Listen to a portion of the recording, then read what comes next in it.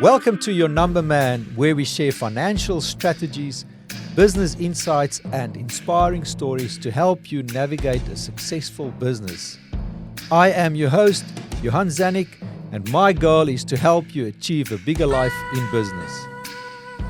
Welcome everybody. Well, today is another episode of Your Number Man. I've got a very interesting one here because we are joined with two young, energetic entrepreneurs in the studio. The names are Matt Kazla and Ben Feltus. I'm actually feeling quite proud here because since the start of this podcast about a year ago, I always had an idea to do an episode. I want to call it Bucks for Blokes. So I guess that's it. I'm doing my Bucks for Blokes episode now. We're going to talk about what made them decide to start a business and, how they're going and how important it is to look at certain areas of the business. For instance, their numbers, their efficiencies, their vision and their viability of the business. So that's going to be great. Now, a few words about Matthew. Matthew, you're almost like family. I remember you played cricket with my lad Ricard back in primary school. Your dad and I started chatting and I started coming over to your place and your dad and I hung out in the shed. And later on in life, you were full of ideas about, thinking about business. And not much later, I think about 2017, you started your gardening service with an old whippersnipper and a ride-on. And here you are today, how much is it, 6-7 years later, you've got state-of-the-art equipment. You've got a great team of people helping you. You've got tractors, slashers, and you're working on big contracts around the state. Fantastic. Welcome to the show, Matthew. Tell everybody a quick few seconds what's happening in the world of Matthew. Yeah, sure thing. For those that don't know me, I'm Matt from Matt's Mowing and Contracting. So we run agricultural, civil business, civil contracting in the Barossa Valley in Adelaide Hills. And we've got a number of clients. We service the private market, the commercial market, and also, as you said, the government market with a number of different government contracts slashing the highways around the state. So it keeps us busy. Yeah, I've got a good team behind me. We've got 5 full-time workers and a couple of casuals. They're out there slashing away all through the mid-north at the moment. And I'm here running this podcast with you and hopefully going to have a good chat. That's great. Your good mate, Ben. You guys knew each other from high school as well. Yeah, from high school. Yeah.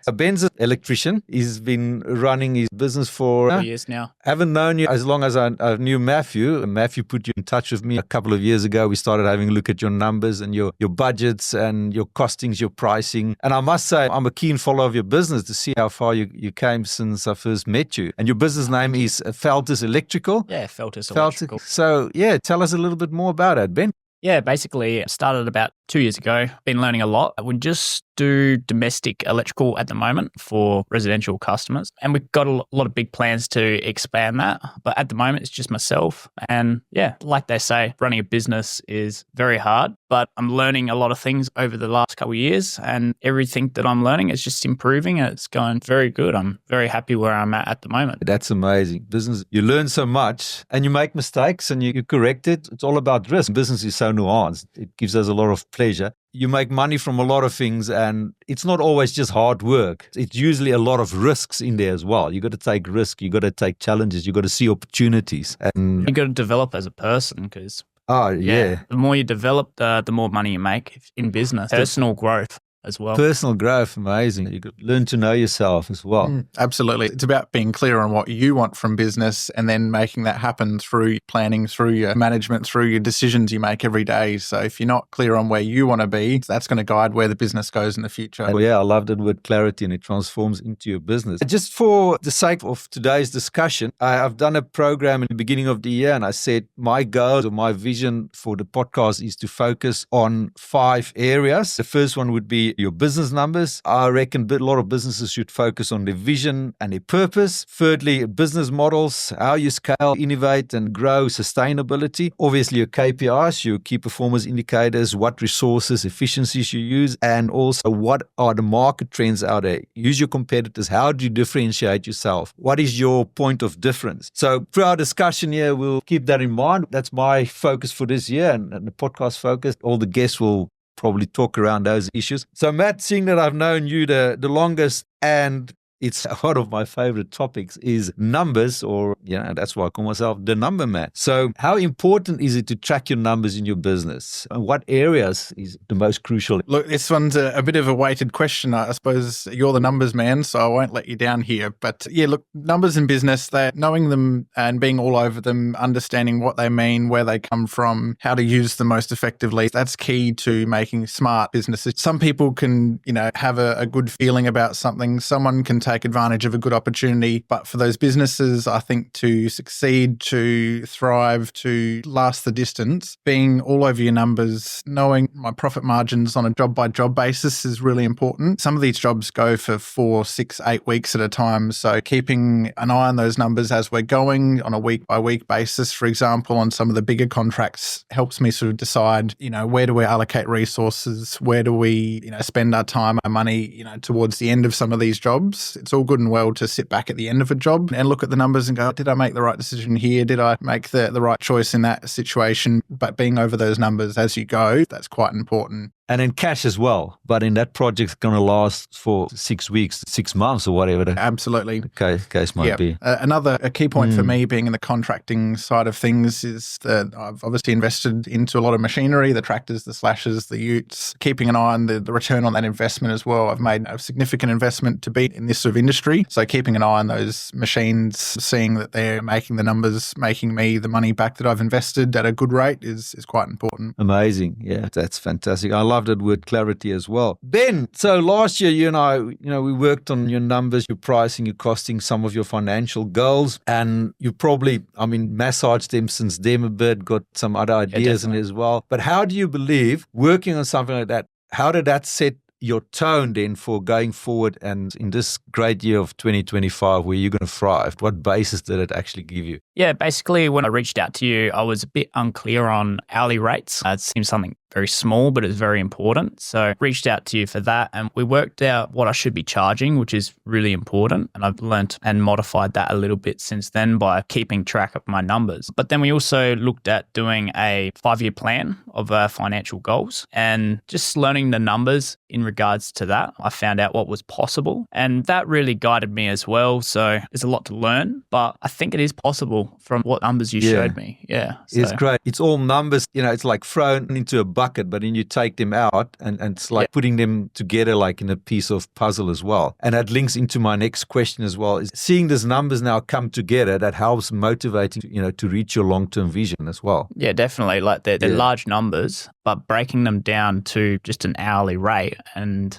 seeing what's possible. Yeah, it's definitely achievable. But plans in the long term, I'm guessing having multiple tradesmen underneath me, doing more of the day-to-day electrical work, and then myself just doing the management side of it. So yeah, that's the plan. That's right. That's where you see yourself going, to take yourself out of the business and working on the business instead of so much in the business as well. Yep. And getting your systems in place. I guess the next 5-year plan would probably be trying to get myself off the tools as soon as possible. Going to more an office sort of role where I'm dealing with the incoming work, the advertising, marketing side of it as well, because that's definitely important if you want regular work coming in, and then just focusing on the invoicing side of it as well. Yes, that's right. I think you've got a good basis there. So Matt, we did sort of like mention before, it's very important for you to see your returns as well, but let me throw that big word in there, key performance indicators, or KPIs as the Binka like to call it. I guess it's very important for you to track your indicators and your efficiencies. Yeah, absolutely. For us, our most important KPI is the machine uptime. As I said before, I've invested in machinery and equipment. It's no good if it's just sitting there in the yard. Obviously, if you buy it at a good price and it's not costing you much to own, it can sit there. But keeping an eye on the utilization rate, that's sort of what it boils down to, is, the amount of time the machine is scheduled to work and the amount of time the machine is actually working. Yes. For me, that's my most important KPI, because that forms the basis of where do I sort of direct my marketing? Where do I put my scheduling on jobs? Who do I hire to keep these machines, moving and working all the time? How do I work my logistics plans to get them moved from job to job to job to keep them rolling as often as possible? So keeping a good idea on those timeframes, those expected outcomes versus the actual outcomes, that's key to me too. And you monitor it almost like on constant monitoring. On a daily basis almost, isn't it? Yes, I do like to know if something's gone wrong. Right, okay, this broke down 3 times today. Okay, I need to make some decisions about what can we do to future future-proof that. So yeah, you can look at it from an overall, yearly business review position, but you can also narrow right down to daily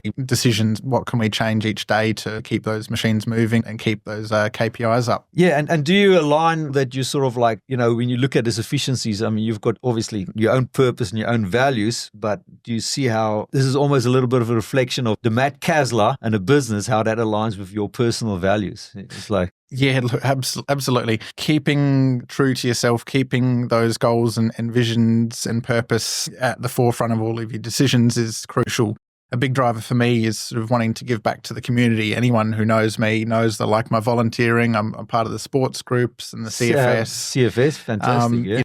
That's part of who I am. So I've made that a very important goal, and part of my business values is to give back to the communities. And I feel the work that we're doing, we're just out there slashing the roads, but walking into the bakery, the staff there are sort of saying, oh, you guys are out there mowing the roads. You're doing a great job. Like we see the work you're doing. It's making an impact on our lives. Yeah. Like that to me gives me an immense sort of set of sense of satisfaction. Yeah. And same from the guys too. They share that. I make sure that the feedback that might come in from one person is passed on to the others, because we operate as a team, and that's part of my business values, teamwork. And your team doesn't see you as some sort of control freak putting all this stuff in place. It's more a question of, it's the company, it's the culture. Absolutely. Culture and just careful of that language about, you don't single people out when something goes wrong. You don't single out people when things go right. It's we work as a team, and we succeed as a team, and we learn as a team. Yeah. That's very important. Someone adding staff. That's what Ben's going to be doing over the next few years, is adding staff and tradesmen to the team, as that's who you are. You're going out to play as a team. I've listened to a podcast as well yesterday where a person talked about the best CEOs is not, it's not your marketing people, it's not your numbers people, it's not your engineers, it's the people, it's the persons that know how to get the best out of people, and they are clear with their drivers and their values. Absolutely. So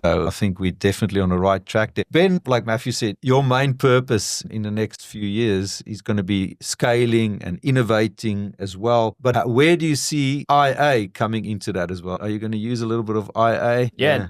Definitely. In regards to the trades sector, AI is going to be massive in the coming next few years. And there's already massive developments already regards to that. But AI, from taking phone calls when customers are calling up, they can actually automate all of that and receive that information in a text form, and that gets straight to the office. That's something that I might implement, but at this stage, it's not necessary for a small business. But the larger ones are definitely already doing that, and it's working great. I've seen that firsthand, and it does work. Just because, sometimes it's hard to get in contact with a tradesman. They're on the tools, but this could save a lot of time. Think about scheduling and purchasing and even, you've probably got somebody else to help you a little bit with your bookkeeping. Yeah, definitely. But otherwise, there's systems that's available. You can just feed the stuff into your phone, or you scan it. AI is really good. Like when it comes to my quoting and invoicing, I'm dyslexic, so I'm hopeless at spelling. I think most tradies out there are. You want your stuff going out to customers to be professional and everything like that. So I normally put it through like a AI and get it to rewrite it and make it all sound professional, but I don't want it to lose the personality of, electrician, doing his thing. So you don't want to go too overboard, but keep it simple. I'm really happy with it, and I use AI pretty much every single day. Yeah, so that is amazing. And just on that fact that you mentioned, dyslexic, obviously Richard Branson. I was going to mention.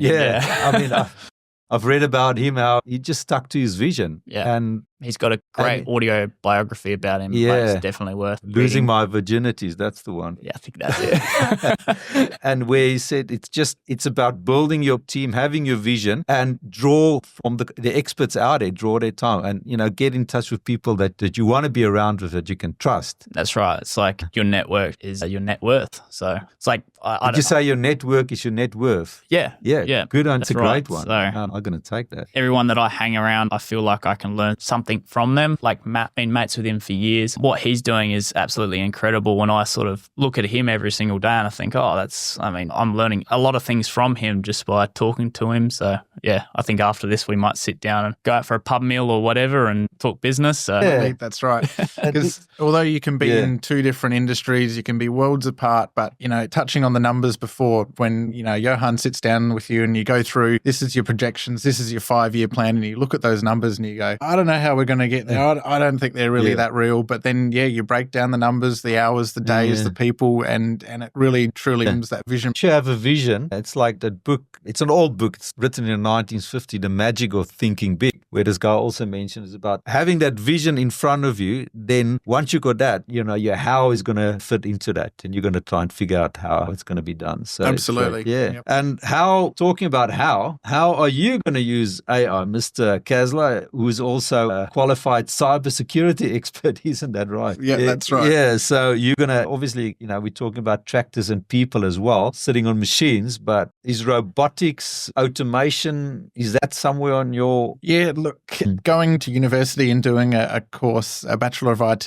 Networking and Cybersecurity, a few people raised their eyebrows at that and said, but don't you run a mowing business? Well, yes, that's true. I've certainly found a way to work that into my industry, into my business through a number of different ways. Sort of being a bit of a younger lad in a fairly, what I would call an established industry, like mowing has been around forever, civil contracting, agricultural contracting, that's been around since, well before my time. Having a bit of a background in IT, having a background in how to use, the automation, how to use now, in the last couple of years, the AI to leverage that into my business has really helped me because I haven't had to adapt to the new technology. I haven't had to change the old ways to the new ways. A lot of the things that we've started with, let's take the spray recording. We have to be very particular. We have to record the weather details. We have to record the times, the rates, the usage. Yes. A lot of that just from day dot we've had online. We've had, the automation, the systems, the software working in the background to make it easier for operators, to make it,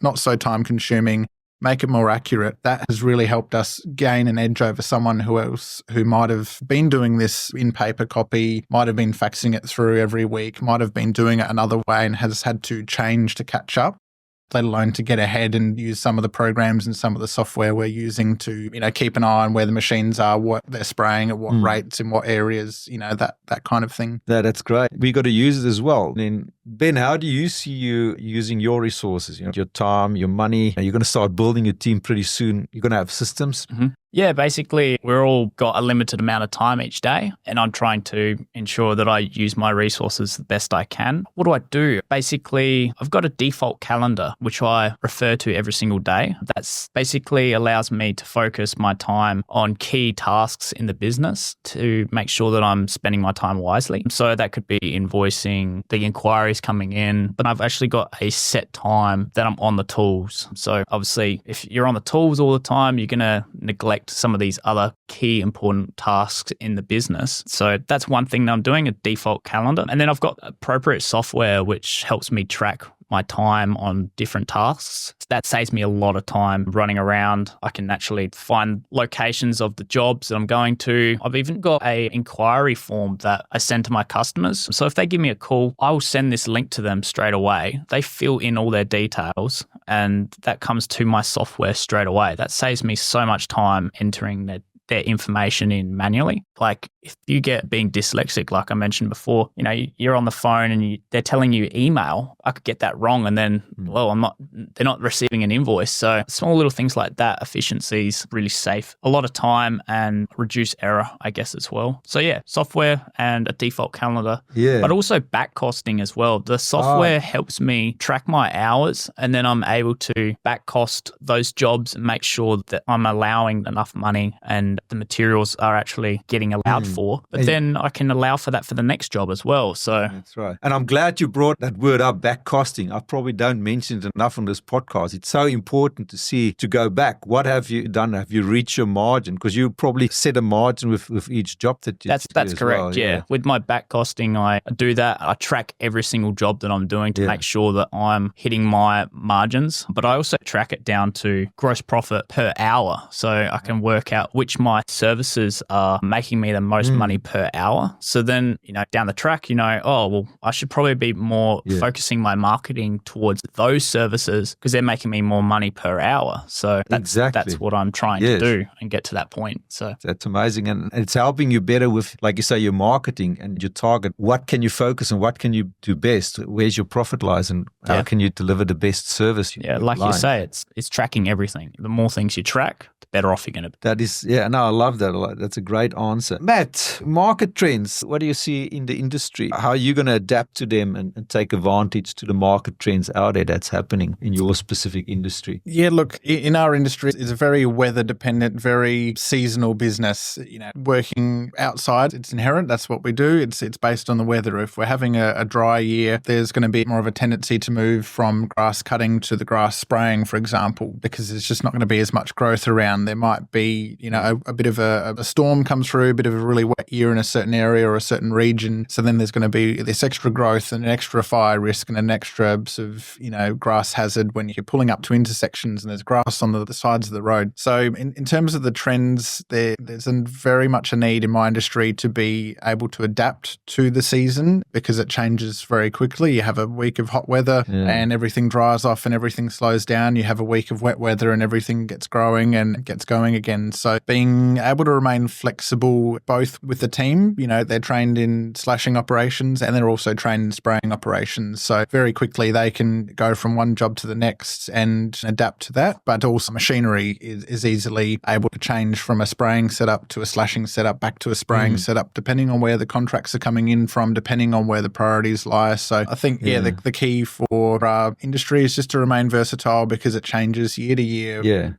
quarter to quarter, week to week, just dependent upon the weather. And it's all about your numbers and, link it up with the weather. Yeah, absolutely. This is something to move into is to looking at the weather trends and actually referencing against the business trends, as in a year where we have above average rainfall, do we see above average hours across aspects of the business or do we see it chopping and changing? So that's something to start looking towards. Well, you've got a good amount of data currently. So yes, absolutely. That was very early on. And that's some of my chats with Ben were to get onto those numbers early, start collecting that data to be able to use that. It's just going to become more valuable with time. You can do more jobs, but if you don't have that data from the previous job, the previous year, the previous work that you've done, if you don't have that data, you can't make decisions based upon it. So Ben's done a lot of the right things there by setting out all of the systems in place, capturing all of those important things right from the get-go. That's probably something for those young ones out there wanting to give it a go and start a business. Is a lot of these software packages have very basic setups, very small plans to begin with. Get onto them, start using them, start collecting that data because that will become so much more valuable to you as time goes on and as you grow and change your business. Yeah, and in the beginning, like I said earlier, it just feels like you're just whacking puzzle pieces into a bucket, but eventually you can make some sense out of the data and get the trends as well. And Ben, where's the tradie businesses going? The Sparkies, the plumbers, in the next couple of years, the brickies. Where is there big trends, or is it trends specifically for your industry? I'm going to stick to all the different trades. I'm not going to focus on just electrical. What I see right now is there's not enough young people coming into the trades sector. So I guess most of your listeners here either got businesses already or they're young people listening. The market trend that I see related to trades is we're not going to have enough tradies in 10 odd years, and there will be, but there'll be opportunities there for young people to take a hand to a different trade and give it the best shot they can. So and specifically if you do a trade in something and you apply a little bit of business acumen to it, you can actually do pretty well. Doesn't matter what trade they choose, they're going to do well. They focus on the numbers. People with interesting kind of businesses, they're doing carpet cleaning or whatever, and where they actually started looking at their numbers and looking at their marketing and systems, and they're putting a bit of business together. It's grown substantially. We're talking about big companies now. No, I mean, trade sector, there's some serious money to be made in it. So, any of the young listeners should seriously consider going in a trade. So, well, I must say, it's been a great discussion so far, Bucks for Blokes, and I reckon you guys are going to help me start writing a book one day, call it Bucks for Blokes out there, and the girls as well, but everybody out there that's young and energetic. But what inspired you both to start a business? I'll start. Basically, my grandpa ran his own business, leather goods and canvas weaving for sunshine harvesters back in the day. And my dad ran his business, Feltus Kitchens, for about 30 years. So it's always been in the family, running your own business. So I've definitely felt inspired by that kind of, family history, I guess. But that's sort of what brought me into it. Then I've always had a passion for business and always knew that I wanted to do it. So it's sort of what got me into it. Yeah, just needed to spark that idea. idea, hey? Absolutely. I took a lot of the same inspiration as been, it's always been a family business going of some kind. My dad's a carpenter by trade. So, I like to think that he works inside and on the houses, and I work outside and around the house, cutting grass, doing lawn work, whatever that might be. So, I sort of had a bit of a passion for business from a young age there, but sort of went, I want to do things differently. I want to make my own mark on the industry. I want to, there's a little bit of competition in there that you always want to one up someone, and also being surrounded by people like Ben running their own businesses and have that same drive. We've got a few blokes and a few female doing different things in business, and having that common ground to talk about and have a bit of a laugh and have a bit of you find this challenging? Yeah, I really struggle with that too. Like a bit of something to connect over as well. It's another topic. Yeah. Just interesting to know, was there entrepreneurial studies at school when you guys were at school? Did you follow that? There was a business class or something earlier on, but to be honest, a lot of it is self-taught. A lot of it is taking a few lessons from the family and sort of, paving our own way as well.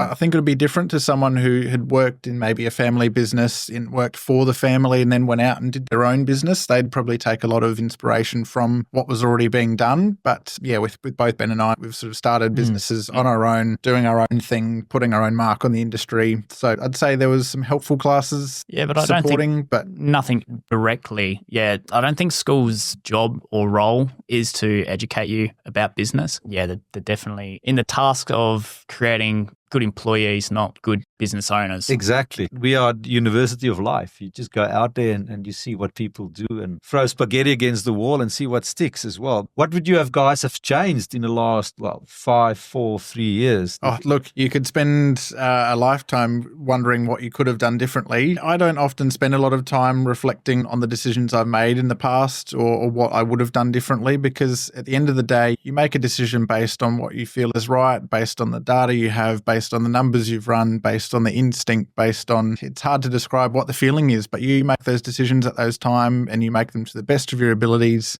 So I try actually not to get too caught up in, could have I done this? Could have I done that afterwards? Because that's what, the risk and the reward of running your own business is you're in the driver's seat. You get to make those decisions. So sometimes you just have to make a decision, stick with it, live out the consequences. Sometimes there's negative, effects of decision making, but also there's that immense sense of, reward when you do finish a job, you do get a new contract, you do hire another person. That sense of reward comes from making those, somewhat risky decisions sometimes. Great. And what I would recommend, or what was the question again, sorry? What would you have changed? Anything for yourself? It's something that I think about all the time is my business name. I love it. People would, I like it. Past it. Yeah. I mean, I went, classic tradie thing to do is, name the business after your last name or your initials or whatever. Very common. But that was one thing that I constantly think about, and it's something that I thought about at the start a lot. I probably went through over 1,000 different business names. I used AI to create a list for me and then realized that's not very good. AIs aren't very good at coming up with business names. But I looked through heaps of different business names and ended up settling on my last name. But it's something that I always think about is, let's say 30 or 40 years down the track and I'm getting old and I want to retire, and having a business with my last name, it's going to be hard to sell. So I would say if you're young and you're thinking about business names already, just think about something that's sellable down the track. So and it's creating that brand as well. I mean, you guys you're a bit younger, but Dick Smith started Dick Smith and eventually sold it to other companies, but everybody associated the brand Dick Smith as great value for electricals. Didn't associate it specifically to, probably in the beginning, to a person. But you're right. Sometimes people might want to look at, you're getting a name that's giving your solution out there. Like mine, I like to say, a bigger life for business. Kind of, so it's more of like a tagline. So but then again, you don't want to get too hang up on it. Some people can take ages, sometimes wasted months and months, just getting the right name. It's something you can always change later. That's right. That's something I've been through 3 times over now. I started out as Mount Pleasant Mowing. I was trying to give that personal, he's local, we want to hire and work with a local. This is, going back 6 or 7 years ago now. That then evolved to, I was working, throughout the local towns and sort of went to, No, look, I'm not based out of Mount Pleasant. That's not my core business now. I'm actually doing a lot more of landscaping. I'm doing lawns and gardens and that type of work, fencing work, firewood work. So then I even evolved and rebranded to Matt's Mowing and more, because that's what we were doing. We were doing a bit of everything. That was where the business was leading itself to. And then again, went through the third change to become Matt's Mowing and contracting, because we worked our way up into this, sort of bigger industries, bigger contracts, bigger clients. And look, that not saying it won't change again. That might be an option, and it comes at a cost. It comes at, a bit of a downfall to your customers and clients who know you as this, and then you've changed to that. But that's why I've made those incremental changes. It's not a complete rebrand. It's not a new business setting up. It's just a change and evolution in the right direction, hopefully. And you guys see yourself perhaps in a few years, you can actually be known as mentors out there that, taking other young people through some ropes. And what advice would you give them? Definitely jump on podcasts like yourself. Yeah, thanks. It's not necessarily formal education. We're not talking schooling. No. Well, TAFE or university. I mean, that's good to have a trade. Listen to podcasts, read books. It doesn't matter if it's audio books or if they're a physical book, but I do a lot of just have an audio book playing in the background. You can just listen to it while you're working or whatever you're doing. And it's a little bit of an efficiency thing there, but you're going to learn little tips here and there, and all relative, and you learn from them. So, yeah. There's not one way to learn. You can learn from resources, you can learn from an institution, you can learn from people. And I think it's about, as Ben said, taking a little bit from everything to improve yourself and work on that self-development just as much as your business will grow and change, but working on yourself and investing that time and effort and energy into training yourself and learning something new and developing that way. And talking about learning, have you learned a lot from your bean counters, from your cost accountants out there? Would you advise people to perhaps go and have a chat with a person that can perhaps guide you through? You can't be a master at everything. You can't be an expert in every area. So I know from very early on, Johan, you and I were working together on the numbers, crunching the numbers, counting the beans. It was something that wasn't my strong suit, wasn't going to be my area of expertise. So that's where there's no harm in sort of saying that you don't know this, you're not an expert in this area. Go out and find someone who does, work with those kinds of people, work with them as contractors, put them into your networks and work with them to help, bolster your business understanding, because as a young business owner, as a small business owner, you're a scheduler, you're a client-facing person, you're a manager, you're an accountant, you're a bookkeeper. You're doing so many of these areas already, and credit to most people. If you can juggle all of that, that's really good. If you can start to, as Ben's doing already, buy your time back, get your hours back in the day, outsource some of these jobs to different people, different organizations. Delegate is the key. You can't wear all the hats in the business. Right. Yeah. And all the heads as well. Yeah.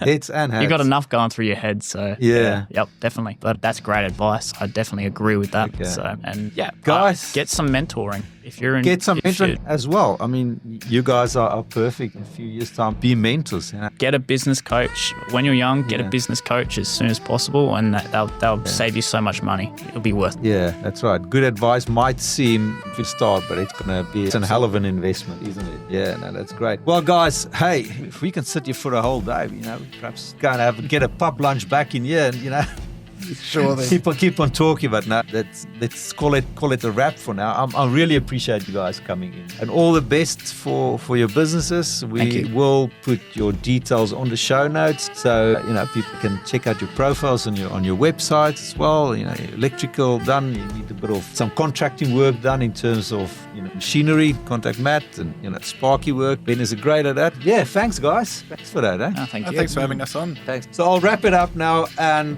I will just say it's been great having Matt and Ben here, Blokes. That's really in tune with their costings, their pricings as well. Now, if you guys want to have a bit more information on that, please go to the show notes. There will be a link out on my latest product, which I put out there. I called it Mastering Your Pricing. So it's basically a 50-minute webinar out there, which you can go through, tell you a little bit about pricing, the costing. I'm going to start at cost-based pricing, move into value-based pricing. I've put a few templates on there as well. So go and hit that button, and it will take you through the system, and it's going to be a great investment. I really appreciate it. Tell them about our podcast. The more people get to subscribe, the better we can become, and the more information we can get out. Absolutely hit that subscribing button and like, share. So we'll call it a wrap for today. That is me, Johan Zanik. I am your number man. Ciao.